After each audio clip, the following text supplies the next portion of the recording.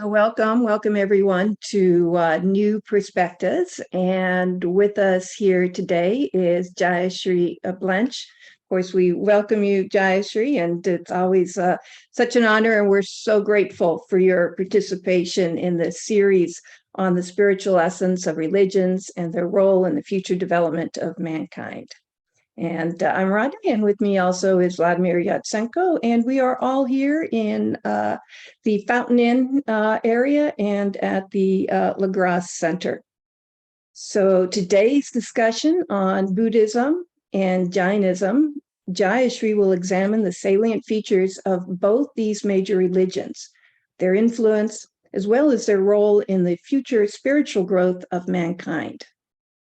Of Buddhism, Sri Aurobindo said, "The mother was an adept in the Buddhist yoga and the yoga of the Gita even before she came to India." So by way of an introduction to Jayashree, she was introduced to Sri Aurobindo and the Mothers Integral Yoga in 1996 when she lived in New Delhi, India. And she traveled to Pondicherry and stayed in Auroville for a short time. While in Delhi, she became a member of the Gnostic Center. An avid reader and student of literature and philosophy, Jayashree has immersed herself also in the study of Savitri. She is a teacher by profession, was a high school teacher in Delhi, and worked with Montessori schools in the US. So we are excited to announce that Jayashree and her husband Robin, as well as her sister Jayashree and her husband Swet, have moved to the Fountain Inn, South Carolina area from Texas and are significantly involved with the LaGrasse Center. We are honored to have both families as dear friends and collaborators here at the center. So before handing it over to you, Jayashree, I just wanted to remind all the participants about our 2023 Sri Aurobindo Integral Yoga Retreat, which is July 5th through 9th, and it's going to be held here locally at the Greenville Marriott in South Carolina. Again, as I've mentioned at each of these new perspectives, the theme is going to be the journey of integral discovery, development, and self-mastery. And our keynote speakers are Shridalu Ranade, Dr. Pandey, Matthew Andrews, and Vladimir. We also have a special guest speaker, Dr. Vasant Lad, who is the founder and the director of the Ayurvedic Institute, which recently moved here to the Asheville area, just about an hour away. So please note that we do have an early bird discount rate, and it's only good until May 31st. So we're down to kind of the last 5 days if you want to take advantage of this early bird rate. And I'll be placing the URL in the chat box for those of you that want more information and or to register. So with that, before handing it over to you, Jayashree, I just want to encourage everyone to post any questions that you may have for Jayashree in the Q&A box. And certainly also, if you would have comments or would like to discuss a particular aspect of what she'll be going over, you can also just raise your hand and we'll bring you over to join us in the panel. Okay, so Jayashree, I'm going to go ahead and hand it over to you and looking forward very much to your talk today. Thank you, Radhe. Hello, everyone. Namaste. Good morning and good evening to all the participants who have taken time today to attend the webinar on Buddhism and Jainism. So this is a part of a series that has been going on with the new perspectives at the LaGrasse Center. And we have been examining different aspects of religion, different kinds of religion over the past few Saturdays. Today, I'm going to be discussing some of the salient features of Buddhism and Jainism, worldwide religions, as you all know. And therefore, most people know a lot about these two religions. There's nothing new that I can add to it, but I will try my best to bring out some salient features of both those very important major religions of the world, and we'll take it from there. So having said that, We will go to the slide presentation. I will share the screen.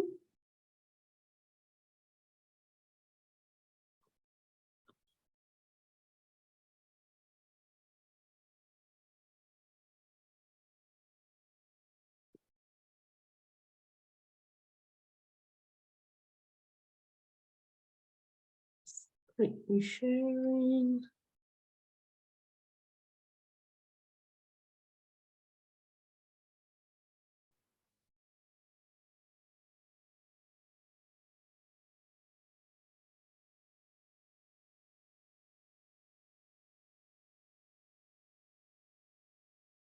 Can you see the screen? Yes, yes, we can.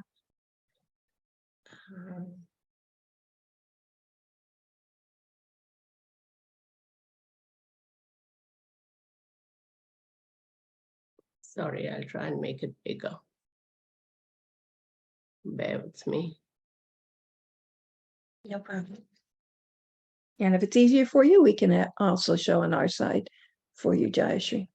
Yeah, that'd be nice actually, because we'll get rid of all the extra. Yeah. Okay, perfect. Is this okay now? Can you see this? Okay. Yep. Mm-hmm. All right. So yeah, coming back to the webinar, today the topic is the spiritual essence of religions and their role in the future of mankind. So there are two aspects that we are going to look at. The first one is what was the spiritual essence of religions? And here I felt it important to go a little back, step back, as they say, and to look at how religion really started. It is believed that religion began almost or more than 11,000 years ago. This was the period when man began to cultivate the land. He became agrarian in his nature and changed from the hunter-gatherer, the savage, to a more settled lifestyle. Obviously, this meant that there was a change in the consciousness of mankind. From a wild barbarism, animalistic style, he became more humanistic. So it was a necessary step in the evolutionary growth of man. Man began to seek answers to questions other than those of survival and self-preservation. The earliest religions, so-called religions, were the Vedic period in India. The Vedic period in India was a worship of, it is generally understood, though it was much more than that. It was a worship of natural forces and hymns to gods and the deities. And these Vedic rituals later influenced Hinduism.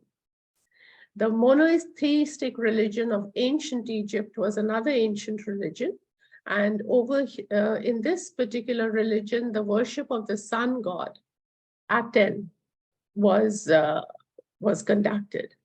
So we can see that the ancient religions worshipped nature, the natural forces, and gods and deities. And it was all an answer to man's question to seek more than just the materialistic life on earth. Man had begun to look up at the stars and see that there was something beyond him, beyond his life, and started looking at those aspects, doubting, trying to find out answers. Then we come to the period of the organized religions.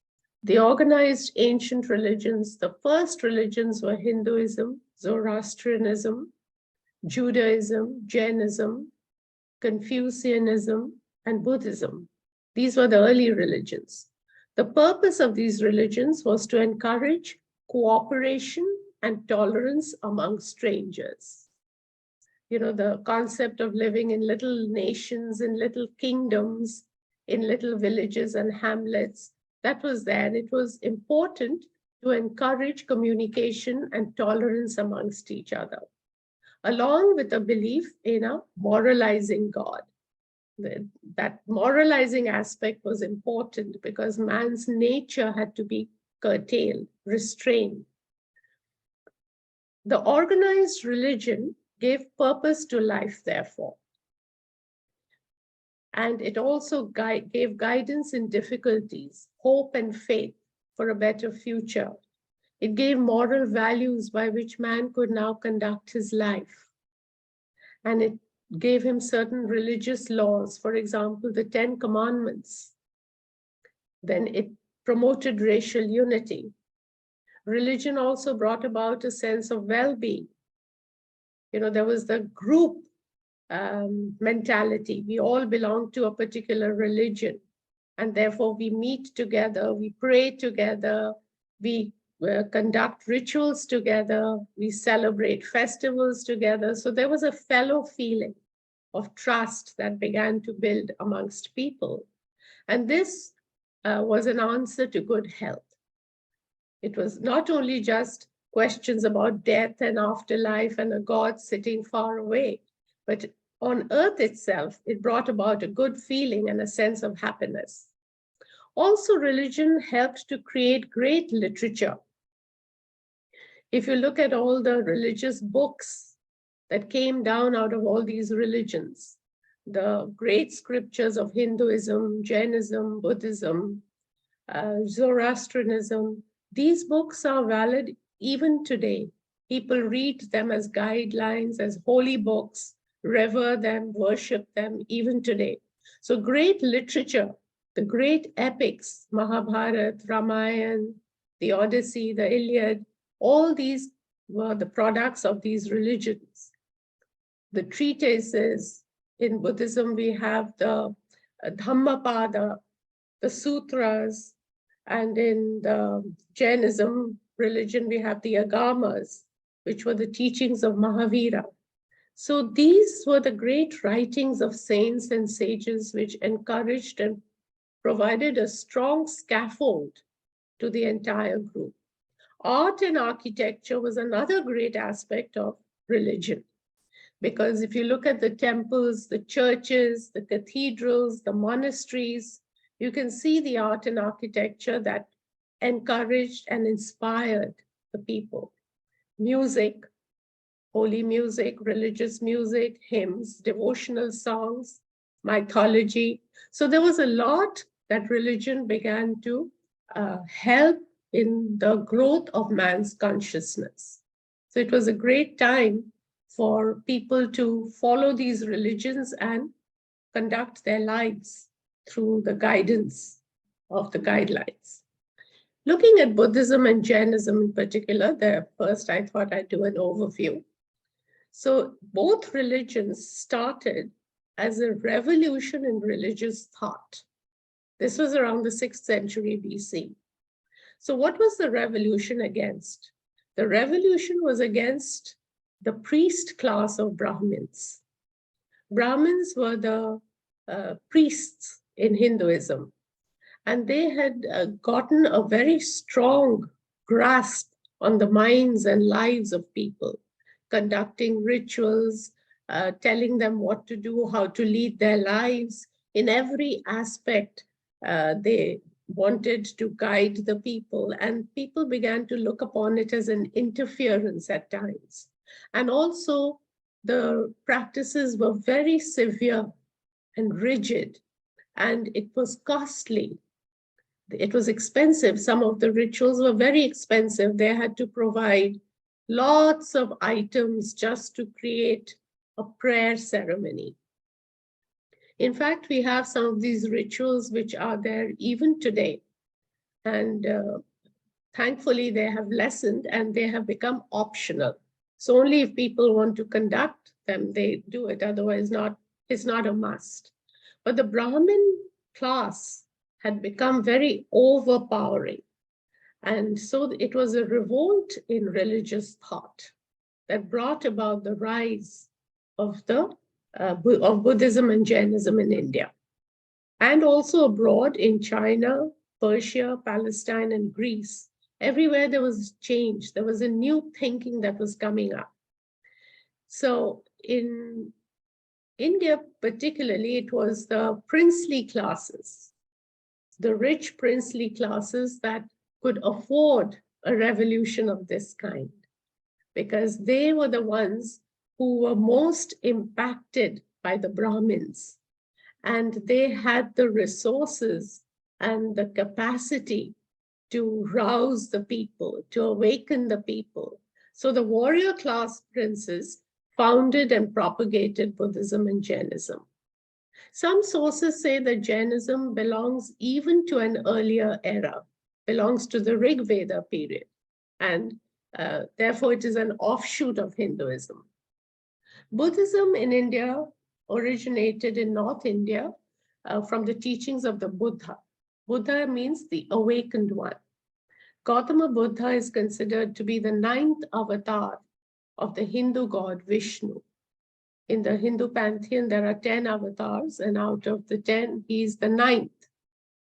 He's an incarnation of Vishnu. He expounded the 4 noble truths. Buddha is most known for the 4 noble truths that he taught. What were they? That there is suffering. Suffering has a cause. Suffering can be destroyed and eliminated. And there is a way out of suffering.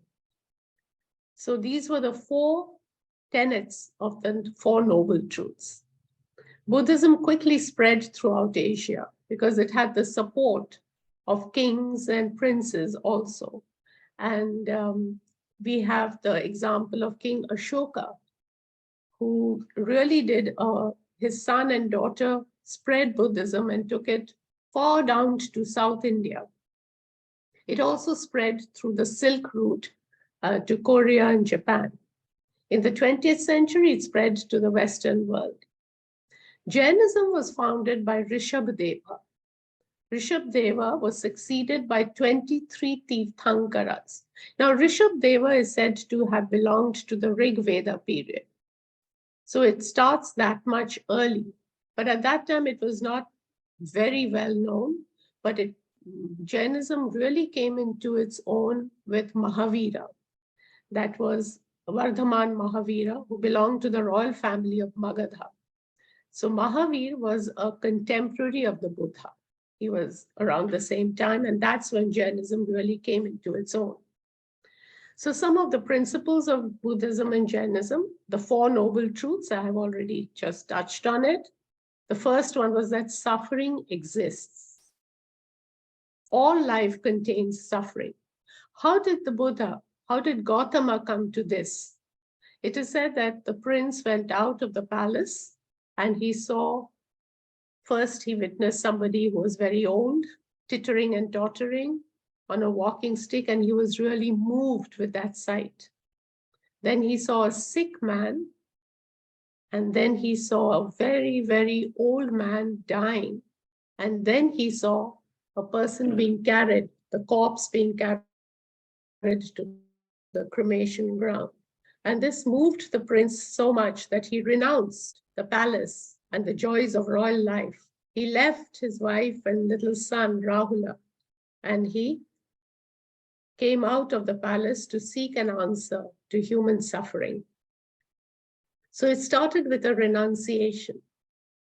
And as we can see now, that all spiritual life demands some kind of renunciation. We have to renounce either our egos, our desire, our lifestyle. There is a renunciation, whether we are conscious of it or not. In the case of the Buddha, it was a complete renunciation of the life he had led so far.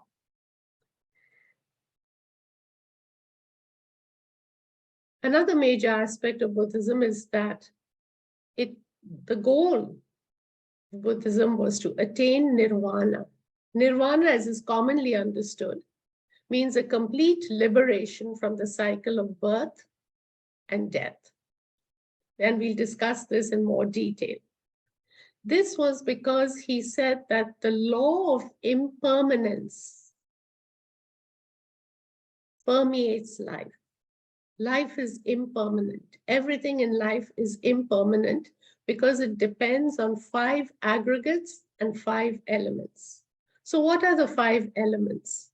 The 5 elements, as we know, are air, water, fire, earth, and space. These are the 5 elements. And the 5 aggregates are those that change, are changeable. They are form, sensation, perception, mental formation, and consciousness. Because the 5 aggregates and the 5 elements are impermanent, everything in life is impermanent and in a state of flux. There is nothing permanent in this world. That is what the Buddha taught. Therefore, to seek happiness in an impermanent world, in a world where there is no fixity, no stability, is not possible. The only way out is to understand the cause of this suffering, and therefore work towards that cause. And what was the answer he gave? He gave what was known as the Eightfold Path. This was the path that he said, if you follow, you will at least lessen your suffering in this world.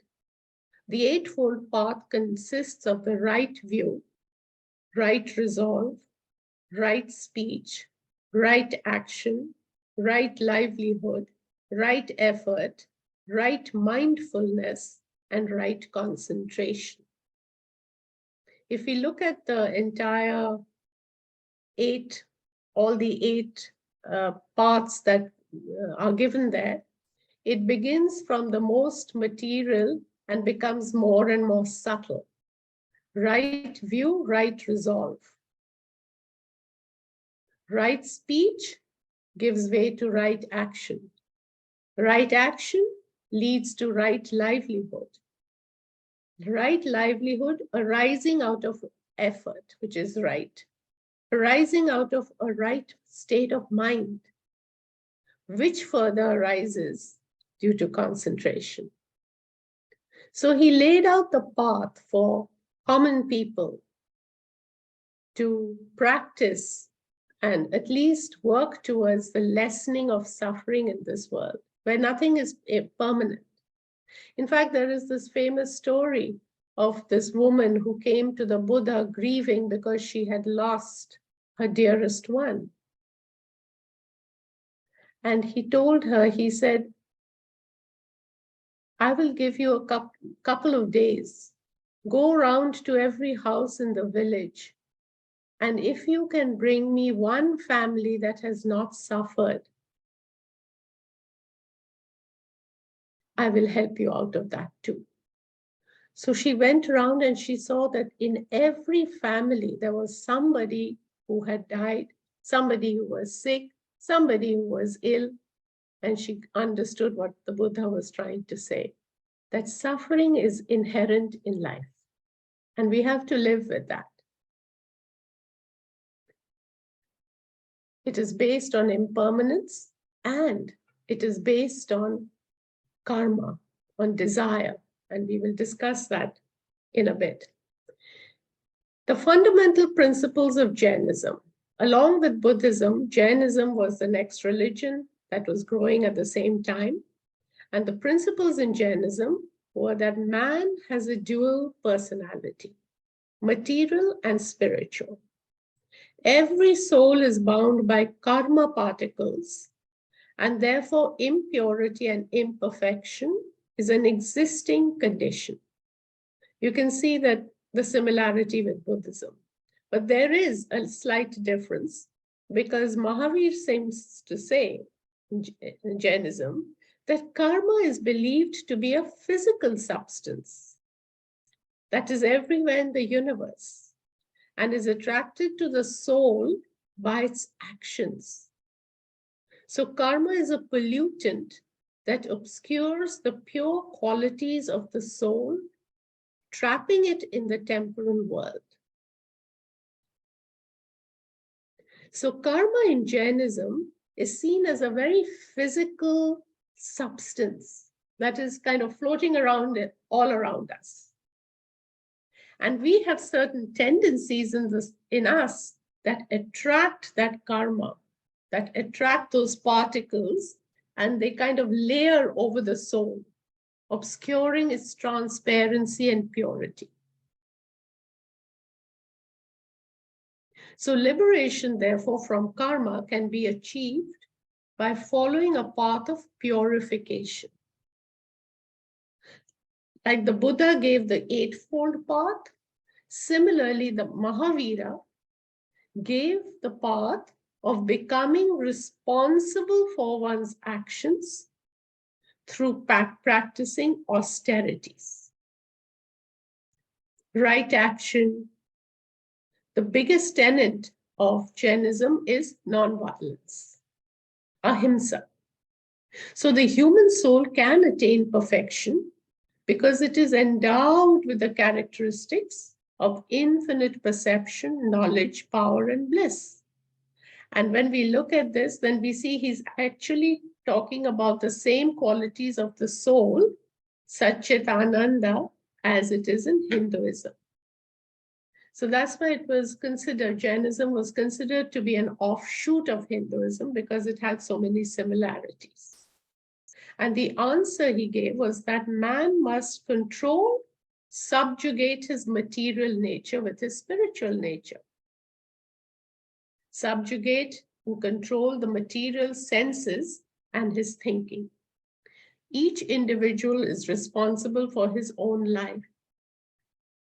In Jainism, they do not believe in something like grace or the intervention of a divine power. Both Buddhism and Jainism deny. They do not speak about God. So there is no such thing as a grace descending. Every human being is responsible for his own life, for his own actions. No other person can help guide him in separating his soul from karmic bondage.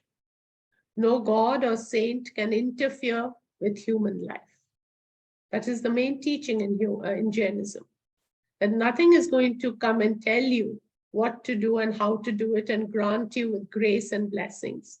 You have to take the step yourself. You are responsible for your own actions. And therefore, the emancipated soul, once the soul has liberated itself from karma and is free, that soul is considered to be godlike, divine. Buddhism, however, does not recognize an inner soul. So what does Buddhism talk about? According to Buddhism, according to the Buddha, there's only a stream of consciousness from moment to moment.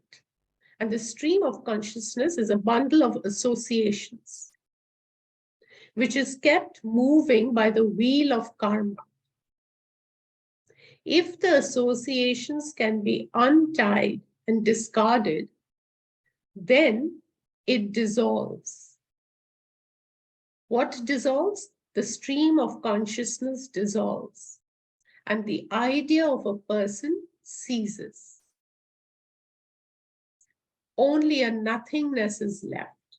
This is nirvana, to merge into the nothingness. Buddha did not speak of God nor self. All that was necessary was to know the causes of this temporal existence and the way to dissolve it.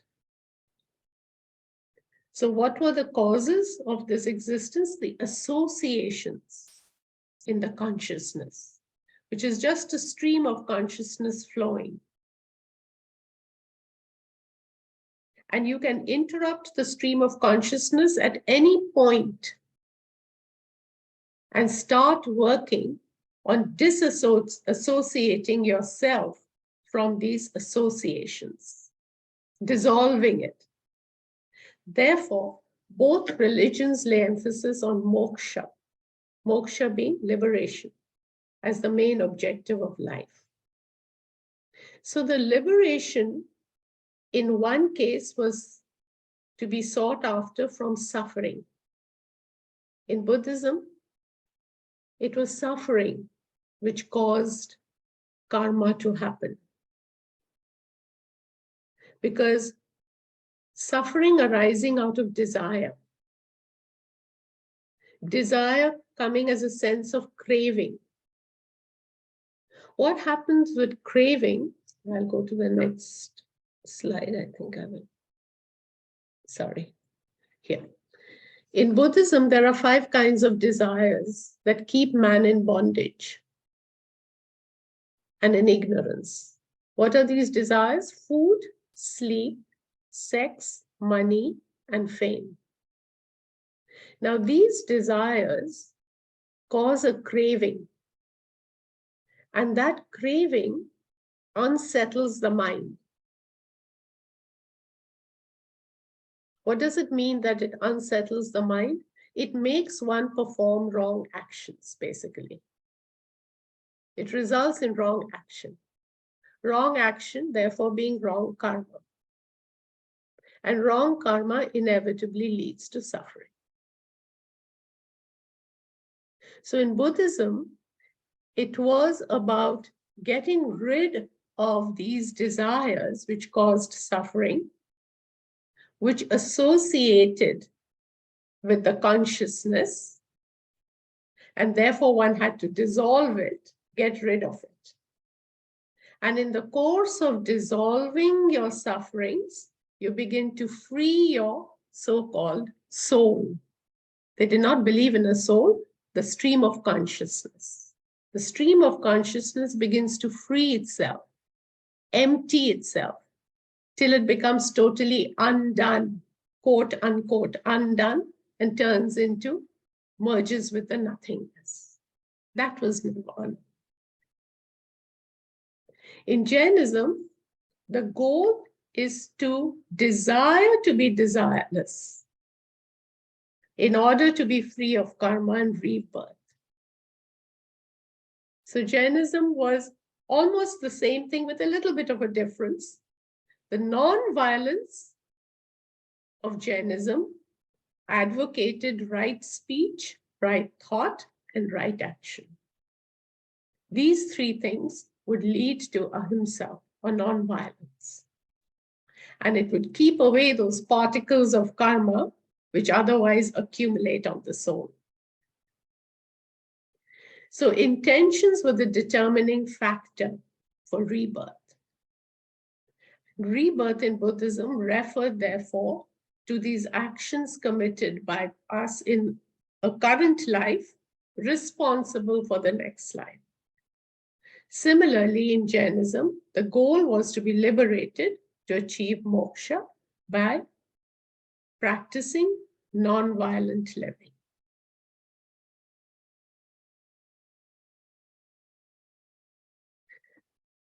Then we come to the decline of religion. So I've touched on some of the major concepts, not all, but some of the major concepts. We discussed the noble truths in Buddhism, the law of impermanence, karma, rebirth, how desire worked, and what exactly one needed to practice. The monastic system was another system for both the religions. Monks were, the monastic life was given great importance due to the objective of attaining liberation. Buddhist monks lived in monasteries and took alms for food, practiced the dharma, and guided lay people. Women were also admitted as nuns, and the Jain monks were divided into 2 categories. One group wore only white clothes, and the other group moved completely naked. They were known as the sky-clad. Rituals for the monks were more stringent and stricter than the laity. And that is understandable, because the laity had to deal with normal life, whereas the monks just stayed in the monastery and they were provided for. Lay people provided them with food, charity, and whatever else they needed.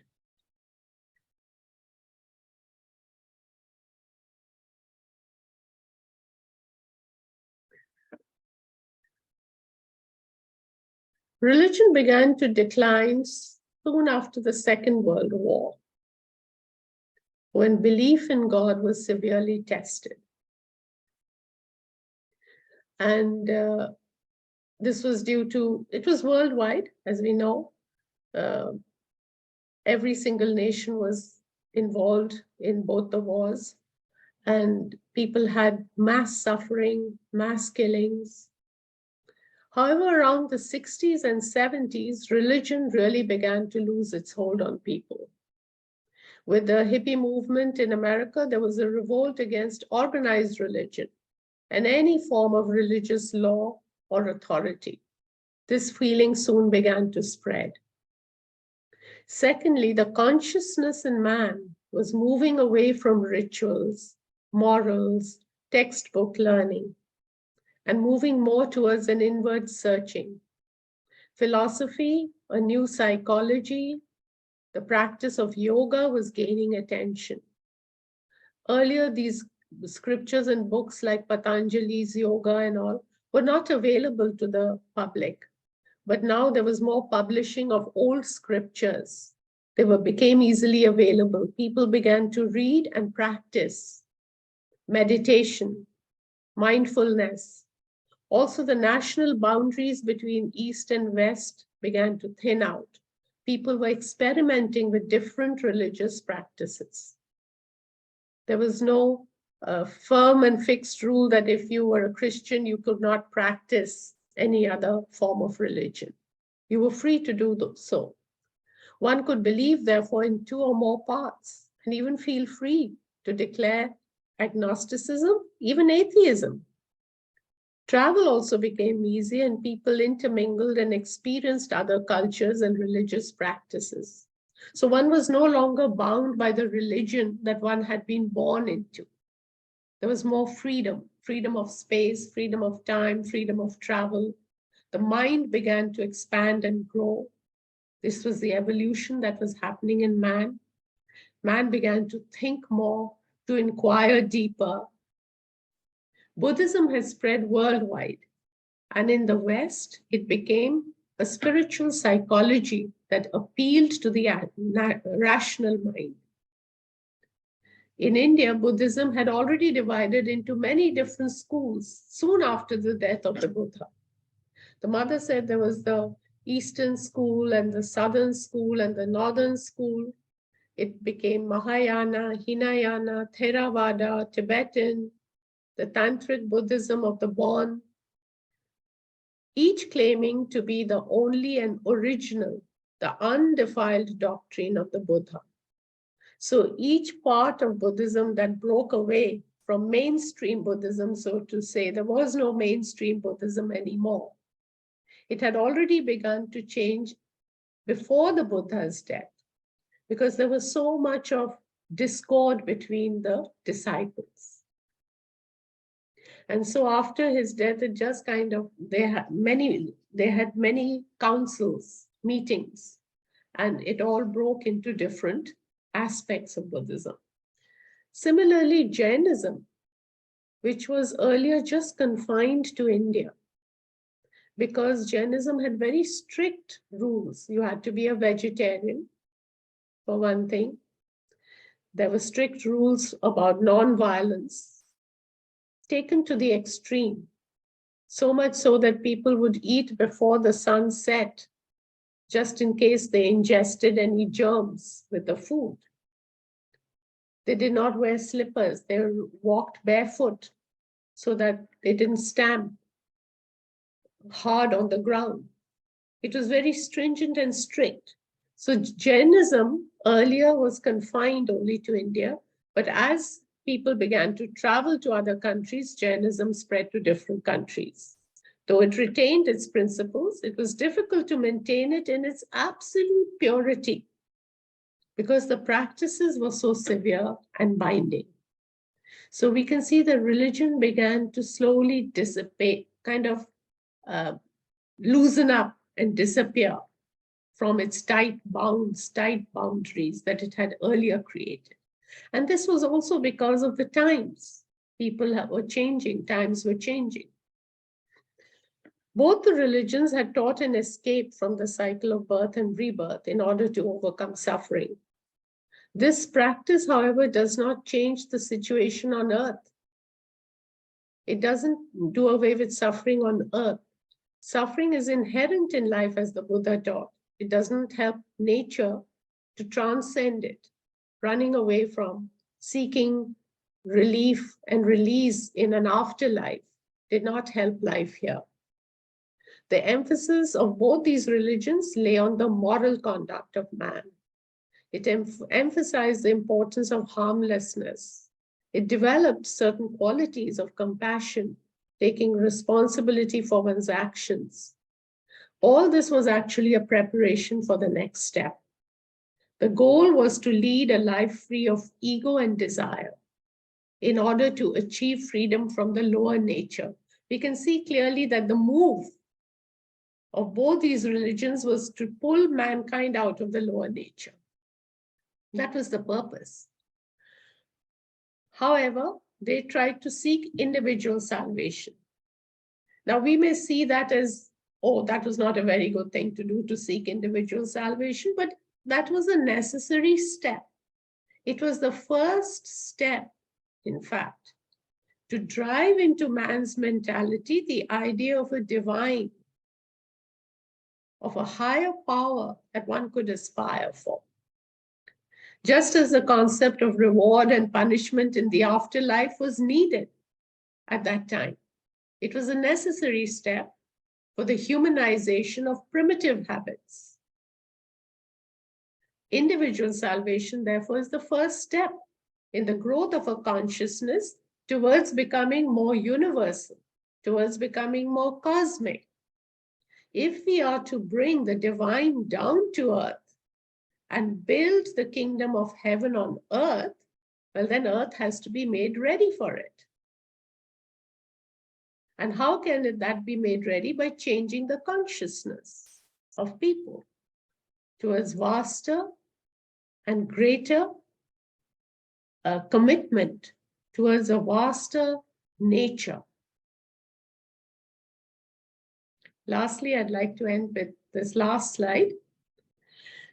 Buddhism has the unique feature of adapting. This is what came to me actually after this whole thing was done, the presentation, and I really read through all my points. It came to me that Buddhism has the unique feature of adapting to the needs of the people according to time in history. It changes. Buddhism has changed over the centuries. Not only over the centuries, it has changed in different countries to suit different needs. And here I'd like to talk about my personal experience with Buddhism. I practiced the Mahayana form of Buddhism for some years in my life. And this was a unique form of Mahayana Buddhism that originated in Japan. In 1222, Nichiren Daishonin was born in Japan at the time of the Kamakura period. He proclaimed that the power of Shakyamuni Buddha's teachings would be lost 2,000 years after his death. Nichiren Daishonin made his advent, therefore, as the true Buddha of the latter day of the law, to save all beings. His Buddhism is the Mahayana tradition based on the chanting of the Lotus Sutra. The Lotus Sutra is one of the highest, it's the 8th chapter of the Lotus Sutra, is most influential scripture in Buddhism. His teachings were therefore meant for the latter day of the law. And this was at a time when the aristocracy was declining in Japan, and there was a rising military class and a peasant class called the samurai. So it was a new form of Buddhism, which was not tied to orthodox schools.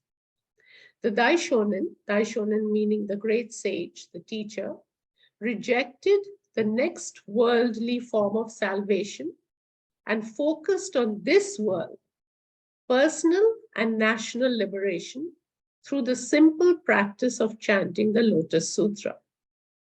This chant is manifested in the form of a mandala, which is the object of worship. And there are no restrictions. Even worldly desires, in this new form of Buddhism, even worldly desires can be used to bring out the true nature of Buddhahood. As it is believed that the mystic operates within your life and brings changes which manifest as an outer experience. One is therefore free to chant as much and whenever. The chant in Japanese is Nam-myoho Renge Kyo. This chant enables to bring out the Buddha nature and attain Buddhahood in this life, based on cause and effect. The Daishonin said that true happiness is the achievement of tranquility in our life. And this organization called the Soka Gakkai, the value-creating organization, has millions of followers worldwide. So I just said this because it's an example of how Buddhism has morphed, changed, according to the needs of the people in different countries. Mother has said that the age of religions is over. It is now an age of synthesis. And you can see how the old Buddhism and the new Buddhism have synthesized. Both the essence and practice must be brought together. And she says we must connect to the consciousness behind the religion. Though all the time we must be aware of the opposing forces too. This should only help to strengthen our resolve towards the new consciousness and the new creation of the future. Thank you for giving me a very patient ear.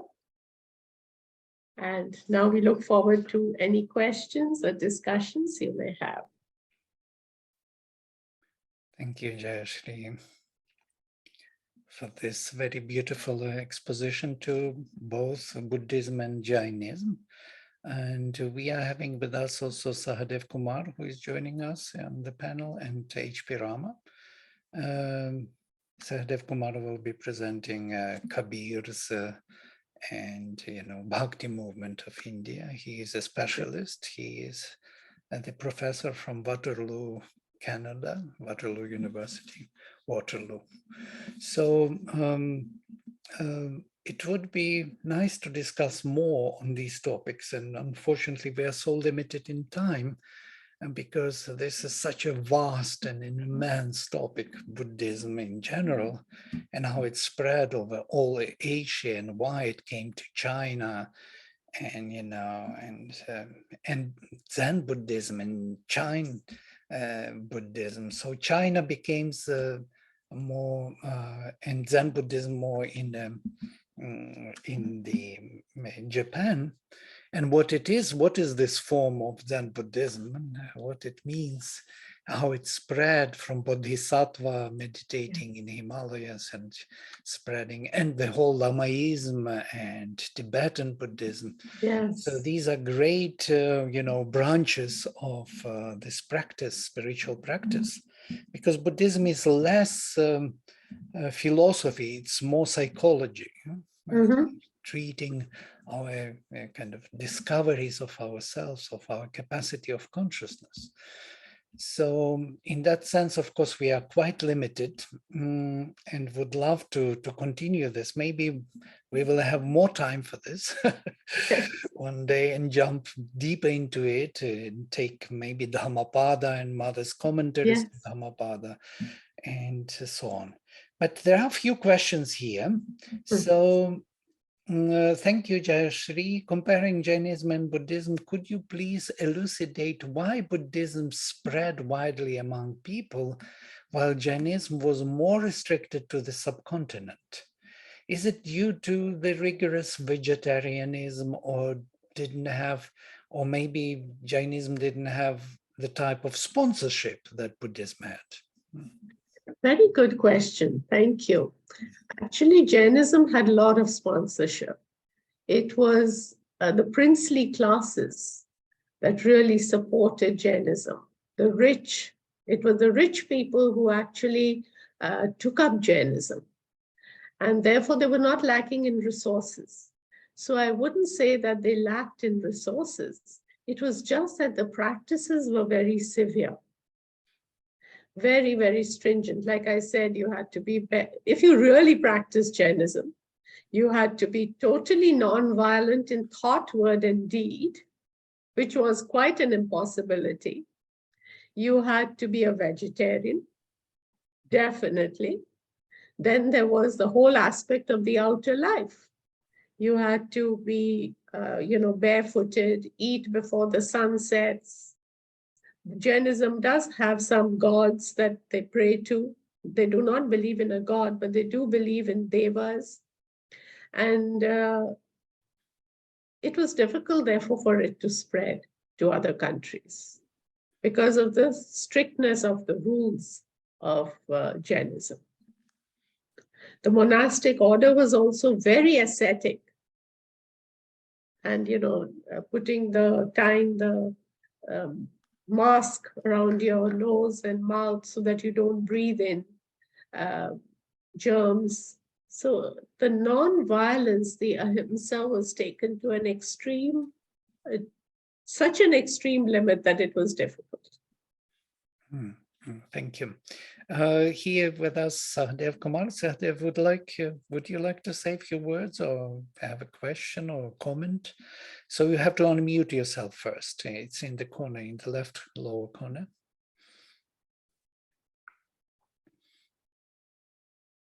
Yes, please. Can you hear me? Yes, we Yes. can hear you. Okay. Well, I'm delighted to join you. I'm in India, in Auroville. And as Vladimir said, I will be presenting Kabir and Meera and Nanak on the 10th of June. Three of the great poets and mystics of India, great sages. And they're all three sages I've been studying and talking about and sharing. So I'm really looking forward to it. Wonderful to know I come from a family in which my sister was a Jain. And so I learned about Jain practices, and then I wrote a very big book on the Jain temples of Rajasthan, on Belwara and Ranakpur in particular. Big book that was brought out by IGNC, Indira Gandhi National Institute of the Arts. So I'm very lucky to know more about it, and it indeed is incredible architecture and contributions to Indian civilization by the Jains, particularly in Rajasthan and Gujarat. So very happy to see it. Thank you. Even the Mount Abu temple, Yes. the Jain temple in Mount Abu on white marble is just exquisite. Absolutely beautiful. Yes, absolutely beautiful. Yes. Yeah, they have this kind of tradition to make everything in white and pure and clean. When you enter it, you enter some purity in a way. Jain temples, yeah. Yes, absolutely. Yeah. Thank you, Sahdev. So we are looking forward to your presentation on Bhakti movement, and so if you could join us, we already announced it. So it will be on the 10th of June. So we will interact. I will be in Thailand that day in Bangkok, but I'll coordinate so we can. All right. Okay. Do it. Yeah, looking forward to. So there are more questions here, a few more. Namaste to all. Mother believed in grace, whereas there was no concept of grace God in Buddhism. Could you please discuss more about Mother's and Sri Aurobindo's views on Jainism and Buddhism? Regards. Thank you. Yes, I've read Sri Aurobindo on Buddhism. I haven't read much about their comments on Jainism. So in Buddhism, Sri Aurobindo has really extolled the Buddha in very glowing, words, that he was the avatar who came down and he really prepared the stage, even though he did not speak about God. He did not mention God. He was more concerned about preparing the consciousness of the person, of mankind, for the next step. His complete compassion and his calm, the serenity, his renunciation, these are the things that Sri Aurobindo has highlighted. He's paid glowing tributes to the Buddha because he says that he held off his own enlightenment. He turned around and he saw the suffering humanity. And he came back. He said, no, the Bodhisattva vow, till every person on earth attains that freedom, he would delay his own. Look at the compassion. Sri Aurobindo talks about the mother's comments on the Dhammapada. Mother was a great yogi in Buddhist meditation. She practiced it and mastered it. As we know, she lived in Japan for a number of years, and she was highly revered there.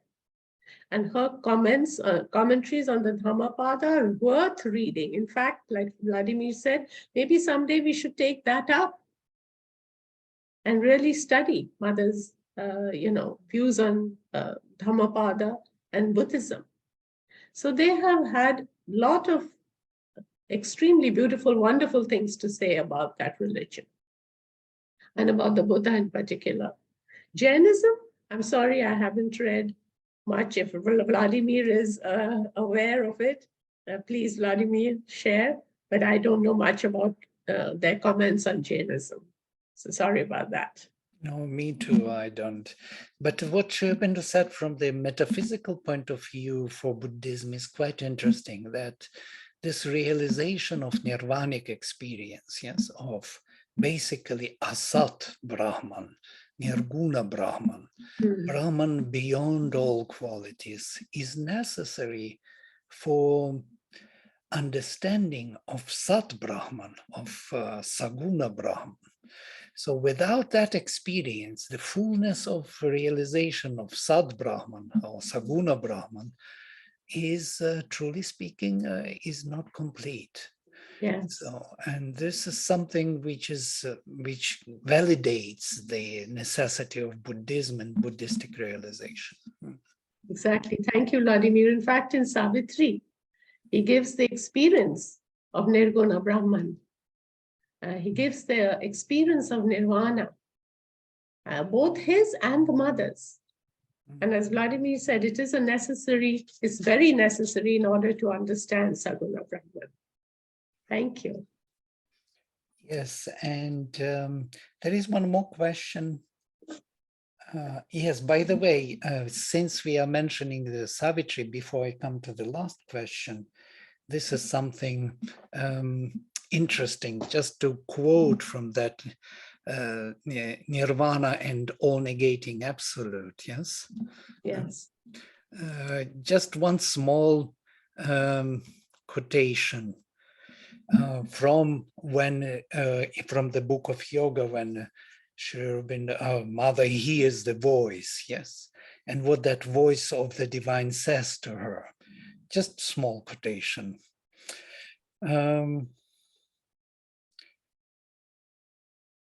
Consent to be nothing and none. Dissolve time's work. Cast off thy mind. Step back from form and name. Annul thyself, that only God may be. So this is basically the nirvanic experience, which is needed for the revelation of what is truly there beyond. Thank you. And the last question. Jayashree, I'm so thankful you took the route you did on this subject. I have been integrating a spiritual experience from last weekend, and you have helped to understand some of my questions. Blessings. It's not a question.